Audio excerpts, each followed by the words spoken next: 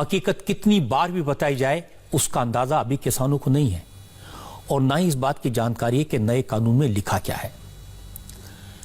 इसको एक बार फिर से समझने की कोशिश करते हैं।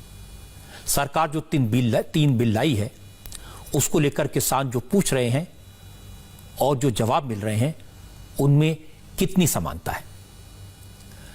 एमएसपी का सिस्टम अभी जैसा है वैसा ही बना रहेगा। मंडियां जैसी अभी चल रही हैं वैसे ही आगे भी चलती रहेंगी।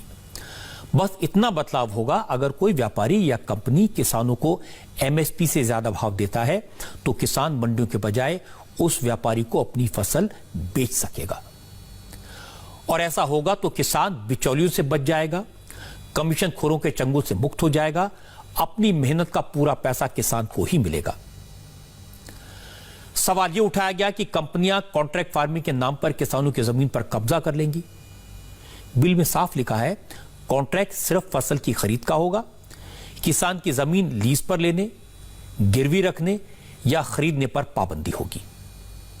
जैसे पंजाब में पेप्सिको, जो पेप्सी बनाने वाली कंपनी है, किसानों के साथ मिलकर कॉन्ट्रैक्ट फार्मिंग कर रही है।